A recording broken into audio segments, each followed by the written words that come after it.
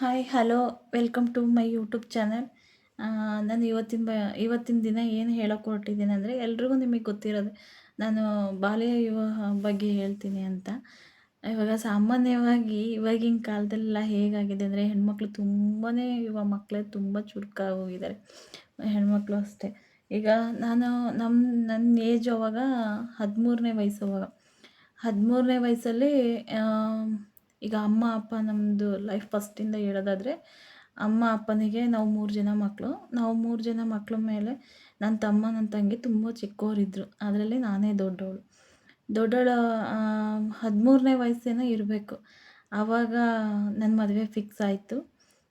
ರಿಲೇಟಿವಲ್ಲೇ, ಅಂದರೆ ದೂರ ಸಂಬಂಧಿ. ನನ್ನ ಚಿಕ್ಕಮ್ಮನ ಮನೆಗಂತೂ ಹೋಗಿದ್ದೆ.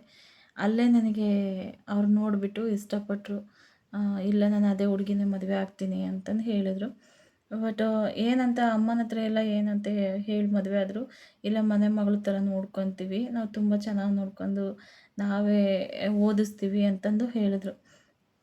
ಹೇಳಿಬಿಟ್ಟು ಫಸ್ಟ್ ಸ್ಟಾರ್ಟಿಂಗು ಎಲ್ಲ ಹೆಣ್ಮಕ್ಳು ಇದೊಂದು ತಿಳ್ಕೊಳ್ರಿ, ಯಾವುದೇ ಕಾರಣಕ್ಕೂ ನಿಮ್ಮ ಲೈಫು, ನಿಮ್ಮ ಬದುಕನ್ನು ನಿಮ್ಮ ಕಾಲ ಮೇಲೆ ನೀವು ನಿಂತ್ಕೊಂಡು, ನೀವು ಕೈ ಕೊಟ್ಟರೆ ನಾಳೆ ದಿನ ಬದುಕ್ತೀನಿ ಅನ್ನೋ ಭರವಸೆ ನಿಮ್ಮಲ್ಲಿ ಬರೋವರೆಗೂ ಕಾನ್ಫಿಡೆನ್ಸು, ಯಾವುದೇ ಕಾರಣಕ್ಕೂ ಮದುವೆ ಗಿದುವೆ ಅಂತ ಮಾಡ್ಕೊಳ್ಳೋಕ್ಕೆ ಹೋಗ್ಬಿಟ್ರಿ. ಮತ್ತು ಎಲ್ಲ ತಂದೆ ತಾಯಿಗೂ ಹೇಳ್ತಾ ಇದ್ದೀನಿ, ಆದಷ್ಟು ಬೇಗ ಚಿಕ್ಕ ವಯಸ್ಸಲ್ಲಿ ಮಾತ್ರ ಯಾರಿಗೂ ಈ ಥರ ಹಳ್ಳಿ ಸೈಡಲ್ಲಿ ಈಗಲೂ ನಡೀತಾ ಇದೆ.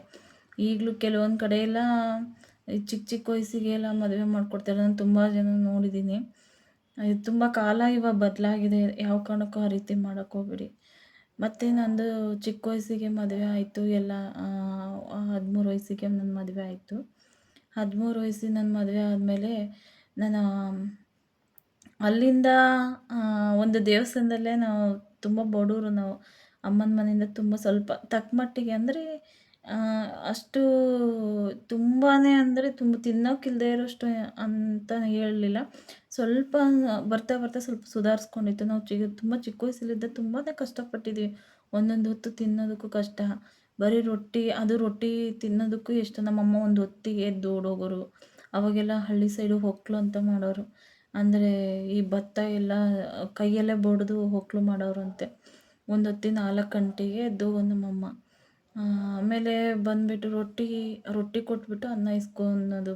ಅಕ್ಕಪಕ್ಕದ ಮನೆಯಲ್ಲೆಲ್ಲ ನಮ್ಮ ತಮ್ಮ ರೊಟ್ಟಿ ತಿನ್ನಂತ ಇರಲಿಲ್ಲ, ಅನ್ನ ಬೇಕಿತ್ತು. ಅದೆಲ್ಲ ಅವ್ರ ಮಕ್ಳಿಗೋಸ್ಕರ ನನಗೆ ಓದೋಕ್ಕೆ ಆಗಲಿಲ್ಲ. ನನ್ನ ತಮ್ಮ, ನನ್ನ ತಂಗಿಗೋಸ್ಕರ ಅವ್ರು ನೋಡ್ಕೊಳ್ಳೋದ್ರಲ್ಲಿ, ಮನೆ ನೋಡ್ಕೊಳ್ಳೋದ್ರಲ್ಲಿ ಜವಾಬ್ದಾರಿ, ಚಿಕ್ಕ ವಯಸ್ಸಿಂದನೇ ಜವಾಬ್ದಾರಿ ತುಂಬಾ ಬಂತು. ಮತ್ತು ತುಂಬ ನರಕ ಅನುಭವಿಸಿದ್ದೀನಿ. ನಾನು ಚಿಕ್ಕ ವಯಸ್ಸಿಂದ ಯಾವ ಸಂತೋಷನೂ ನನಗೆ, ಯಾವ ಸುಖನೂ ಸಿಕ್ಕಿಲ್ಲ. ಹೇಳಬೇಕಂದ್ರೆ ನಾವು ಮನೆಯಲ್ಲೆಲ್ಲ ಜವಾಬ್ದಾರಿಯ ಚಿಕ್ಕ ವಯಸ್ಸಲ್ಲೇ. ಮತ್ತು ಬರ್ತಿದ್ದ ಅಮ್ಮನಿಗೆ ಕಷ್ಟ ಆಯಿತು. ವಯಸ್ಸಿಗೆ ಬಂದರೆ ಹೆಣ್ಮಗಳು 12 ವರ್ಷಕ್ಕೆ ನಾನು ವಯಸ್ಸಿಗೆ ಬಂದ ತಕ್ಷಣವೇ ಒಂದು ಅಲ್ಲಿಂದನೇ ಸ್ಟಾರ್ಟ್ ಆಯಿತು. ಅಮ್ಮನಿಗೆ ಕಷ್ಟ ಸ್ಟಾರ್ಟ್ ಆಯಿತು. 13 ವರ್ಷ, 2006ನೇ ಇಸ್ವಿಯಲ್ಲಿ ನನ್ನ ಮದುವೆ ಆಗಿದ್ದು. ಅಂದರೆ ಅಲ್ಲಿಗೆ 15 ವರ್ಷ ಇರಬೇಕು. 15 ವರ್ಷ ಇರಬೇಕು. ಅಲ್ಲಿಗೆ 15 ವರ್ಷಕ್ಕೆ ಮದುವೆ ಆಯಿತು. ಮದುವೆ ಆದಮೇಲೆ ಫಸ್ಟ್ ಸ್ಟಾರ್ಟಿಂಗ್ ಅನಿಸುತ್ತೆ ಎಲ್ರಿಗೂ, ಚಿಕ್ಕ ವಯಸ್ಸಲ್ಲಿ ಏನೂ ಅರ್ಥ ಆಗಲ್ಲ ಮದುವೆ ಏನು ಅಂತ ಅಂದರೆ. ಅದೊಂದು ಬಟ್ಟೆ, ಹೊಸ ಹೊಸ ಬಟ್ಟೆಗಳು, ತಿನ್ನೋದಕ್ಕೆ ಸಿಹಿ ತಿಂಡಿಗಳು ಎಲ್ಲ ಸಿಗುತ್ತೆ.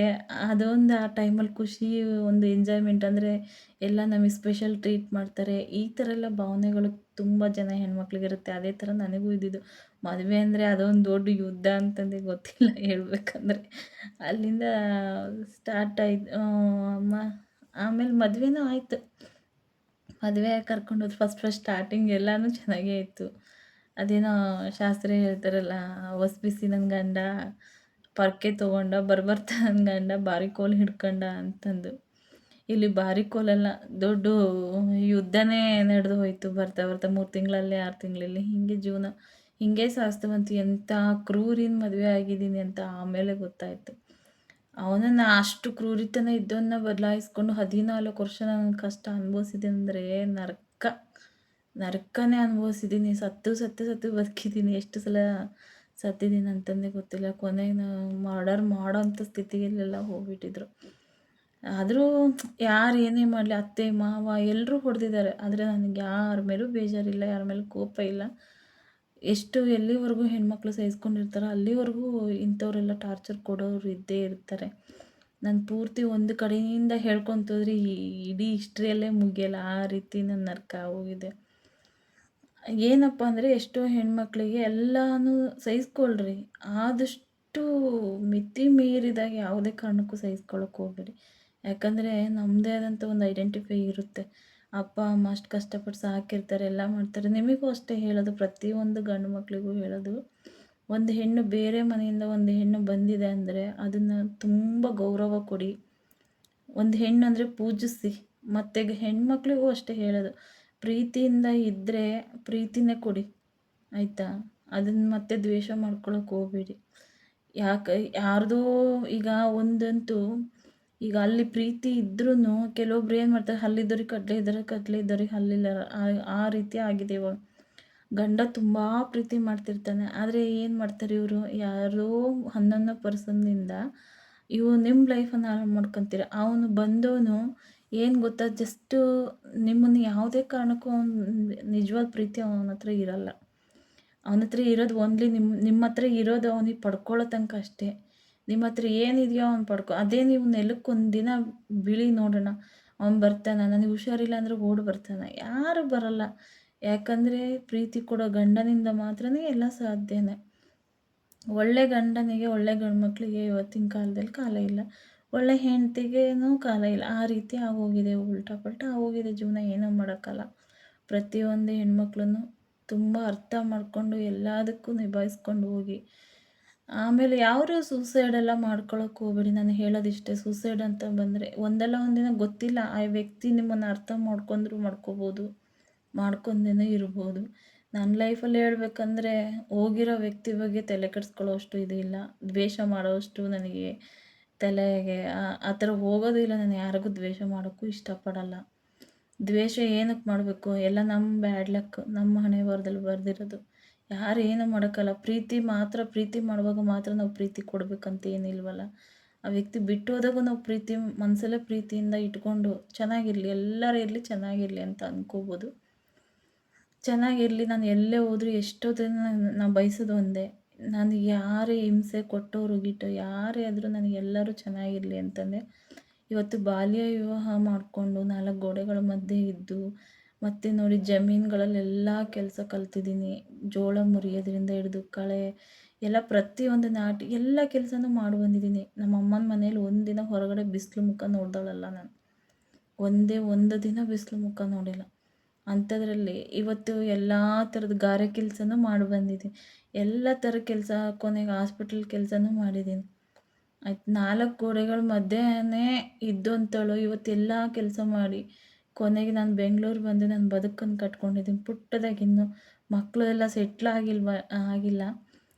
ಲೈಫಲ್ಲಿ ಅದೇ ಏನಾದರೂ ಮಾಡಬೇಕು, ಮಕ್ಳ ಜೊತೆ ಟೈಮ್ ಕಳಿಬೇಕು, ಮಕ್ಳ ಜೊತೆ ಇರಬೇಕು. ಅವರಿಗಂತೂ ಸಮಯ ಕೊಡೋಕ್ಕಾಗ್ತಿಲ್ಲ.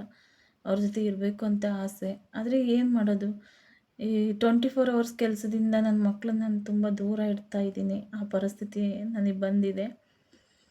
ಇವಾಗ ಅದನ್ನೇ ಮಕ್ಳ ಜೊತೆ ನಾನು ಸೇರಬೇಕಂದ್ರೆ ನನಗೆಷ್ಟು ಸಪೋರ್ಟ್ ಮಾಡಿ ನನ್ನನ್ನು ಬೆಳೆಸ್ತಾರೋ ಅದ್ರ ಮೇಲೆ ಡಿಪೆಂಡು.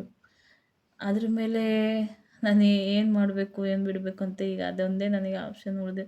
ಇಷ್ಟು ಯೋಚನೆ ಮಾಡಿ ಇದೊಂದೇ ನನಗೆ ಉಳಿದಿರೋ ದಾರಿ. ಎಲ್ಲರೂ ಬೆಳೆಸ್ತೀರಂತ ಅಂದ್ಕೊಂಡಿದ್ದೀನಿ. ದಯವಿಟ್ಟು ಇದೊಂದೇ ನನ್ನ ರಿಕ್ವೆಸ್ಟು. ಎಲ್ಲರೂ ಫಾಲೋ ಮಾಡ್ಕೊಳ್ರಿ, ಸಬ್ಸ್ಕ್ರೈಬ್ ಮಾಡ್ಕೊಳ್ರಿ. ಹೊಸಬ್ರಾದರೆ ಅಂದರೆ ದಯವಿಟ್ಟು ಚಾನಲ್ ಫಾಲೋ ಮಾಡಿ, ಶೇರ್ ಮಾಡಿ, ಆದಷ್ಟು ಶೇರ್ ಮಾಡಿ, ನಿಮ್ಗೆ ಗೊತ್ತಿರೋರಿಗೆಲ್ಲ ಶೇರ್ ಮಾಡಿ. ಇದೊಂದೇ ನಿಮ್ಮಿಂದ ನಾನು ಹೆಲ್ಪ್ ಕೇಳ್ತಿರೋದು. ಎಂತೆಂಥವ್ರನ್ನೂ ಬೆಳೆಸ್ತೀರಾ, ಎಂತೆಂಥವ್ರಿಗೆ ಹರೆ ಬರೆ ಬಟ್ಟೆ ಹಾಕ್ಕೊಂಡಿರೋರಿಗೆಲ್ಲ ಸಪೋರ್ಟ್ ಮಾಡ್ತೀರಾ, ಎಲ್ಲ ಮಾಡ್ತೀರಾ. ಬಡವರು ಒಬ್ಬ ಮಿಡಲ್ ಕ್ಲಾಸ್ ಫ್ಯಾಮಿಲಿಯಲ್ಲಿ ಹುಟ್ಟಿದವರಿಗೆ ಇನ್ನೊಬ್ಬರು ಮಿಡಲ್ ಕ್ಲಾಸ್ ಫ್ಯಾಮಿಲಿಯವ್ರಿಗೆ ಮಾತ್ರ ಅರ್ಥ ಆಗೋದು ಅದ್ರ ಕಷ್ಟ ಏನು ಅಂತ. 100% ಈಗ ನಾನು ಹೇಳೋದ್ರಲ್ಲಿ ಎಷ್ಟೋ ಜನಕ್ಕೆ ಅನುಭವಿಸಿರೋರು ಇರ್ತಾರೇನೋ, ಮೋಸ್ಟ್ಲಿ ಗೊತ್ತಿಲ್ಲ. ಇದ್ದಾರೆ, ಎಷ್ಟೋ ಜನ ಇದ್ದಾರೆ. ಅವ್ರಿಗೆಲ್ಲರಿಗೂ ಸೇರಿ ಹೇಳ್ತಿರೋದು, ನೀವು ಹೊರಗಡೆ ಯಾರ ಹತ್ರನೂ ಹೇಳ್ಕೊತಿಲ್ಲ, ಆದರೆ ನಾನು ಹೇಳ್ಕೊತಾ ಇದ್ದೀನಿ. ಸಿಂಪತಿ ಗಿಟ್ಟಿಸ್ಕೊಬೇಕು ಅಂತ ಏನಿಲ್ಲ. ಸಿಂಪತಿ ಅಂತ ನನಗೇನು ಆ ಥರ ಏನಿಲ್ಲ. ಆದರೆ ಇಲ್ಲಿ 4 ಗೋಡೆಗಳ ಮಧ್ಯೆ ಇದ್ದೀನಿ, ಯಾರ ಹತ್ರ ಮಾತಾಡೋಕ್ಕಾಗ್ತಿಲ್ಲ.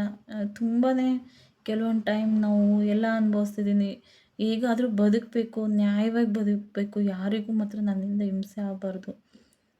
ಈ ಥರ ನಾನು ಬದುಕನ್ನು ಕಟ್ಕೊಬೇಕು. ನನ್ನ ಸ್ವಂತದಿಂದ ನಾನು ಇಂಡಿಪೆಂಡೆಂಟ್ ಆಗಿ ವುಮೆನ್ ಆಗಿ ಲೈಫು ಆಗಿ ಇರಬೇಕು ಅಂತ ಅನ್ನೋದೇ ನನ್ನ ಆಸೆ.